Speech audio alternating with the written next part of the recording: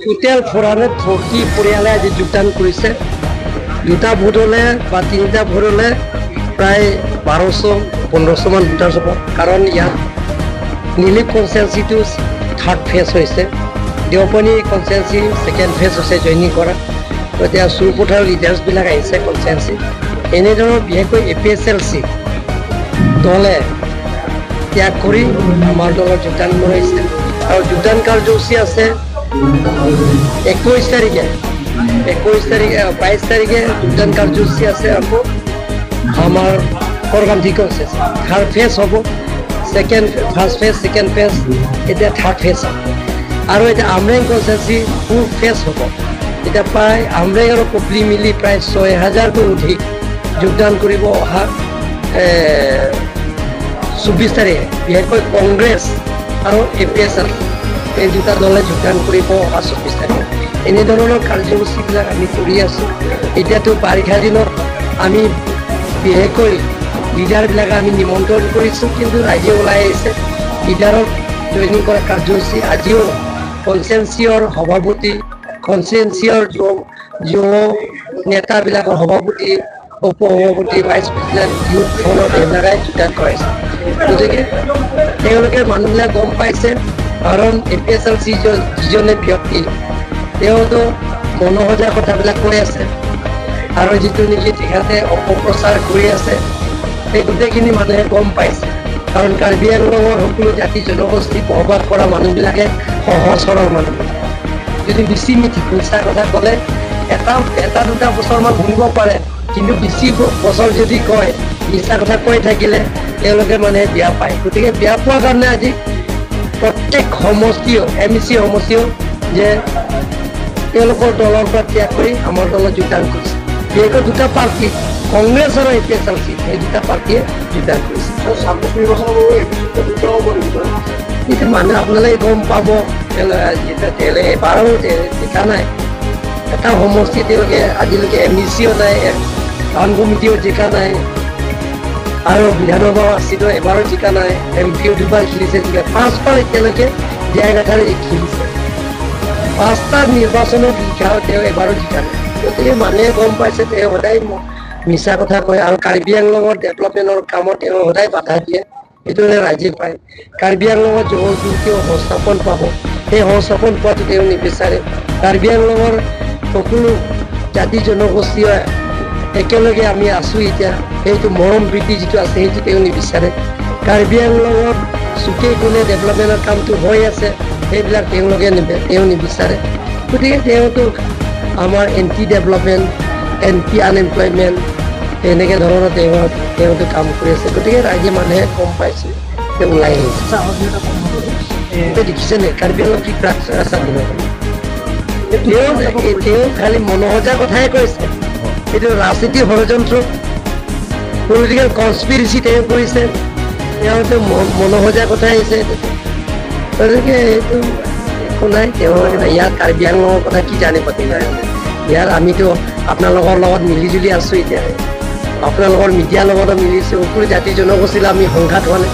কাৰ্বি আংলং এতিয়া নৰেন্দ্ৰ মোদীৰ চেষ্টাৰ ফলত ডক্টৰ হিমন্ত বিশ্ব শৰ্মা আশীৰ্বাদত আমি 6টা উগ্ৰপন্থীৰ লগত আলাপ আলোচনা এতিয়া স্থায়ী শান্তি। কোনো জাতি জনগোষ্ঠীৰ লগত সংঘাত আপোনালোকে দেখা পাইছে নেকি? কাৰ্বি আংলং স্থায়ী শান্তি হৈছে। আগতে আপোনালোকে দেখা পাইছে এইটো জাতিৰ লগত সংঘাত, কোনো জাতিৰ লগত সংঘাত হোৱা নাই। গতিকে তেওঁলোকে মনোসজা কথা।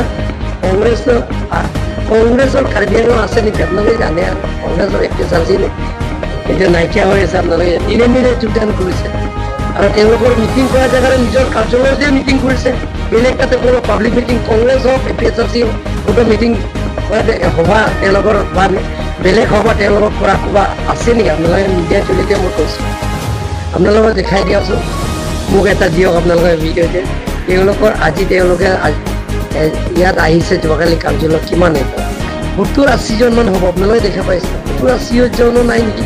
মই হিচাপ কৰা মতে 71 মান আছে। ইমান মানে আছে। এতিয়া আপোনালোকে গম পাইছে।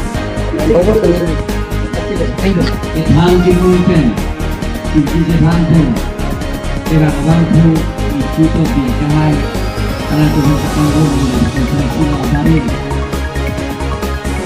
efisiensi pengembang lapan ke harmoni di langit sekitar abari lamun ke ini jalan li letung nong si kamera penan kubang nong alang ita main puno alang li lebih dengan main konsensi lapan ke makanya bisa taksi langsung taksi mah itu tidak mungkin harus juga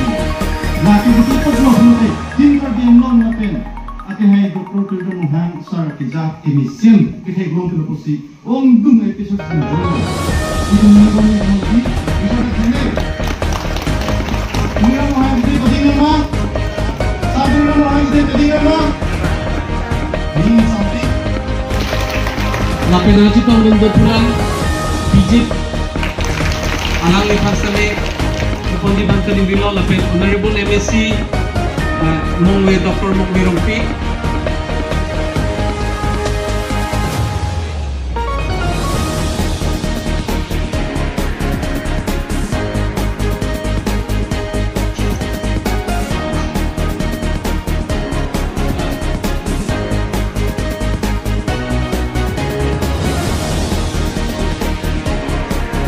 Sri Ramon Kecil